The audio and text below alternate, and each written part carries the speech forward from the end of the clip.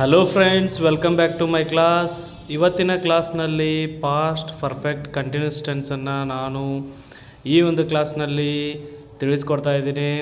Structure of tense, usage of helping verbs, had plus been plus verbs, ಇವುಗಳನ್ನು ನಾವು ಈ ಟೆನ್ಸ್ನಲ್ಲಿ ಯಾವ ರೀತಿ ಬಳಕೆ ಮಾಡಬೇಕು ಅನ್ನೋದನ್ನು ಇವತ್ತಿನ ಕ್ಲಾಸ್ನಲ್ಲಿ ತುಂಬ ಸರಳವಾಗಿ ತಿಳಿಸ್ಕೊಡ್ತಾ ಇದ್ದೀನಿ.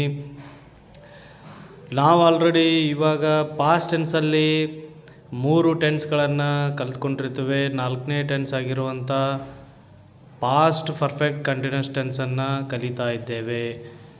ನೀವು ಅದಕ್ಕೂ ಮುಂಚೆ ನಮ್ಮ ಚಾನಲನ್ನು ಸಬ್ಸ್ಕ್ರೈಬ್ ಮಾಡಿಲ್ಲ ಅಂದರೆ ಸಬ್ಸ್ಕ್ರೈಬ್ ಮಾಡಿ, ಬೆಲ್ ಬಟನನ್ನು ಕ್ಲಿಕ್ ಮಾಡಿ. ಹೀಗೆ ಮಾಡೋದ್ರಿಂದ ನಾನು ಮಾಡುವಂಥ ಎಲ್ಲ ವೀಡಿಯೋಗಳ ನೋಟಿಫಿಕೇಷನ್ ನಿಮಗೆ ಸಿಗುತ್ತೆ.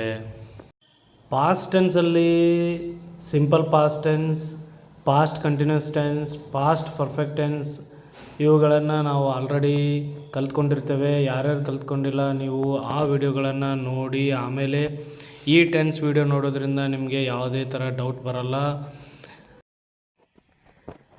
Past perfect continuous tense. We use the past perfect continuous tense to talk about an action that started in the past, continued for some time and stopped before a particular time in the past. ಈ ಹಿಂದೆ ಪ್ರಾರಂಭವಾದ ಕ್ರಿಯೆಯು ಸ್ವಲ್ಪ ಸಮಯದವರೆಗೆ ಮುಂದುವರೆದು ಮತ್ತು ಹಿಂದೆ ನಿರ್ದಿಷ್ಟ ಸಮಯದ ಮೊದಲು ಮುಗಿದಿರುವ ಕ್ರಿಯೆ. ಇಲ್ಲಿ ಆ ಘಟನೆ ಅಥವಾ ಕೆಲಸ ಈ ಹಿಂದೆ ಒಂದು ಸಮಯದಲ್ಲಿ ಪ್ರಾರಂಭಗೊಂಡು ನಡೆದು ಮುಗಿದಿರಬೇಕು. ಯಾವುದೋ ಒಂದು ಸಮಯದಲ್ಲಿ ಕೆಲಸ ಪ್ರಾರಂಭವಾಗಿದ್ದು ಮುಗಿದಿರುತ್ತದೆ. ಗೊತ್ತಾಯ್ತಲ್ಲ, ಮೊದಲು ಮುಗಿದಿರುವ ಕ್ರಿಯೆ. ನಾನು ಹೇಳಿರುವಂಥ ಎಲ್ಲ ಪಾಯಿಂಟ್ಸ್ಗಳನ್ನು ನೋಟ್ ಮಾಡ್ಕೊಳ್ಳಿ. ಎಕ್ಸಾಂಪಲ್ಸ್ ಹೇಳುವಾಗ ನಿಮಗಿನ್ನೂ ಈಸಿಯಾಗಿ ಅರ್ಥ ಆಗುತ್ತೆ. ಫಾರ್ ಎಕ್ಸಾಂಪಲ್ ನೋಡಿ, ಅವರು 2 ವರ್ಷಗಳಿಂದ ತರಕಾರಿಗಳನ್ನು ಮಾರುತ್ತಾ ಇದ್ದರು. ಆ ಸಮಯದಲ್ಲಿ ಅವರು ಆ ಕೆಲಸವನ್ನು ಮಾಡ್ತಿರ್ತಾರೆ. ಅಂದರೆ ಪಾಸ್ಟ್ ಟೈಮ್ನಲ್ಲಿ ನಡೆದಿರುವಂಥ ಒಂದು ಕ್ರಿಯೆಯನ್ನು ನಾವು ಹೇಳುವಾಗ ಮಾಡ್ತಾ ಇದ್ದರು ಅಂದರೆ ಇದು ಪಾಸ್ಟಲ್ಲಿ ನಡೆದಿರುವಂಥದ್ದು. ಮಾಡುತ್ತಾ ಇದ್ದಾರೆ, ಅವರು 2 ವರ್ಷಗಳಿಂದ ತರಕಾರಿಗಳನ್ನು ಮಾರುತ್ತಾ ಇದ್ದಾರೆ ಅಂದರೆ ಅದು ಪ್ರೆಸೆಂಟ್ ಪರ್ಫೆಕ್ಟ್ ಕಂಟಿನ್ಯೂಸ್ ಟೆನ್ಸ್ ಎಂದು ನೀವು ಆಲ್ರೆಡಿ ಕಲ್ತ್ಕೊಂಡಿರ್ತೀರ. ಯಾರ್ಯಾರೆಲ್ಲ ಕಲ್ತ್ಕೊಂಡಿಲ್ಲ ನೀವು ಆ ಒಂದು ವಿಡಿಯೋ ನೋಡಿ, ಆಗ ನಿಮಗೆ ಯಾವುದೇ ಡೌಟ್ ಬರಲ್ಲ. ಯಾಕಂದರೆ ಇಲ್ಲಿ present perfect continuous tense, past perfect continuous ಟೆನ್ಸಲ್ಲಿ ಯಾವ ಥರ ವ್ಯತ್ಯಾಸ ಇದೆ ಅನ್ನೋದು ನಿಮಗೆ ತುಂಬ ಸರಳವಾಗಿ ಗೊತ್ತಾಗುತ್ತೆ. Past perfect continuous tense positive sentence structure ಹೇಗಿದೆ ನೋಡಿ. Subject, helping verb, had plus been, verb 1 plus ING plus object. ಇಲ್ಲಿ ಎಲ್ಲ ಸಬ್ಜೆಕ್ಟ್ಗೂ ಒಂದೇ ಹೆಲ್ಪಿಂಗ್ ವರ್ಬ್ ಹ್ಯಾಡ್ ಜೊತೆಗೆ ಬೀನನ್ನು ಸೇರಿಸ್ಬೇಕು. ವರ್ಬ್ ING ಪ್ರತ್ಯಯವನ್ನು ಸೇರಿಸಿ ಪ್ಲಸ್ ಆಬ್ಜೆಕ್ಟನ್ನು ನೀವು ಬರಿಬೇಕಾಗತ್ತೆ. I, he, she, it, Kiran, we, you, they plural form ಆಗಿರ್ಬೋದು. ಎಲ್ಲದಕ್ಕೂ ನಾವು ಇಲ್ಲಿ ಹ್ಯಾಡ್ ಪ್ಲಸ್ ಬೀನನ್ನು ಸೇರಿಸಿ ವಾಕ್ಯದಲ್ಲಿ ಬರಿಬೇಕಾಗುತ್ತೆ. ಗೊತ್ತಾಯ್ತಲ್ಲ, ಈ ಒಂದು ಪಾಯಿಂಟನ್ನು ನೀವು ನೋಟ್ ಮಾಡಿಕೊಂಡು ನೆನ್ಪಿಟ್ಕೊಳ್ಳಿ. ಪಾಸಿಟಿವ್ ಎಕ್ಸಾಂಪಲ್ ನೋಡಿ ಹೇಗಿದೆ. I had been cooking for 2 years, we had been, you had been, he had been, she had been, it had been, Kiran had been, they had been cooking for 2 years.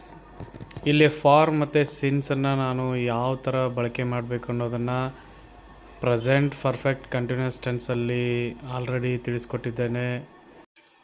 ಈ ಟೆನ್ಸಲ್ಲಿ had been ಅನ್ನೋ helping verb ಮಾತ್ರ ನಾವು ಬಳಸಬೇಕು.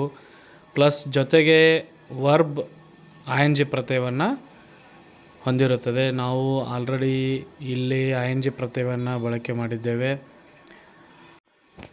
ಕನ್ನಡದಲ್ಲಿ example ನೋಡಿ, ನಾನು 2 ವರ್ಷಗಳಿಂದ ಅಡುಗೆ ಮಾಡುತ್ತಿದ್ದೆ. ನಾವು 2 ವರ್ಷಗಳಿಂದ ಅಡುಗೆ ಮಾಡುತ್ತಿದ್ದೆವು. ಇಲ್ಲಿ ಮಾಡುತ್ತಿದ್ದೆ ಅಂದರೆ ಆಗ ಮಾಡುತ್ತಿರುವ ಕೆಲಸವನ್ನು ಹೇಳುವುದು. ಮಾಡುತ್ತಾ ಇದ್ದೇವೆ ಅಂದರೆ ಅದು ಪ್ರೆಸೆಂಟ್ ಪರ್ಫೆಕ್ಟ್ ಕಂಟಿನ್ಯೂಸ್ ಟೆನ್ಸ್ ಎಂದು ನೀವು ಅರ್ಥ ಮಾಡ್ಕೋಬೇಕು. ಯಾಕಂದರೆ ಇಲ್ಲಿ ಪ್ರೆಸೆಂಟ್ ಟೈಮಲ್ಲಿ ಆ ಕೆಲಸ ನಡೆದಿರೋಲ್ಲ.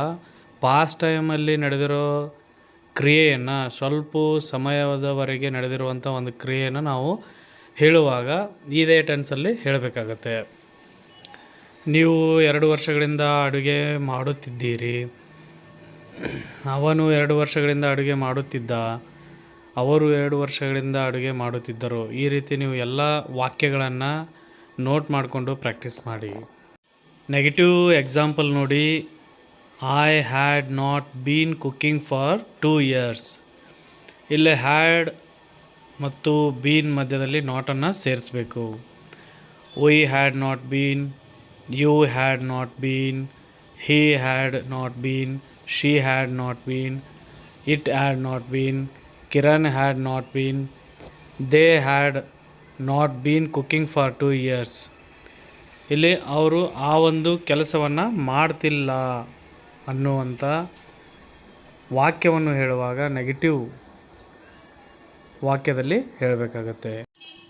ನಾನು 2 ವರ್ಷಗಳಿಂದ ಅಡುಗೆ ಮಾಡ್ತಿರಲಿಲ್ಲ. ನಾವು 2 ವರ್ಷಗಳಿಂದ ಅಡುಗೆ ಮಾಡ್ತಿರಲಿಲ್ಲ.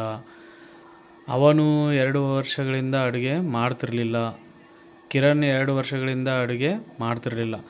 ಪಾಸ್ಟ್ ಟೈಮಲ್ಲಿ ಮಾಡದೇ ಇರೋದನ್ನು ಇಲ್ಲಿ ನಾವು ನೆಗೆಟಿವ್ ಫಾರ್ಮಲ್ಲಿ ಹೇಳುವಾಗ ಇದೇ ಥರ ವಾಕ್ಯಗಳನ್ನು ಮಾಡಬೇಕಾಗತ್ತೆ. ನೀವು ಎಲ್ಲ ವಾಕ್ಯಗಳನ್ನು ನೋಟ್ ಮಾಡಿಕೊಂಡು ನೆನ್ಪಿಟ್ಕೊಳ್ಳಿ.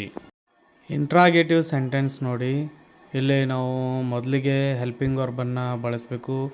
ನಂತರ ಸಬ್ಜೆಕ್ಟ್, ನಂತರ ಬೀನನ್ನು ಹಾಕಬೇಕಾಗತ್ತೆ.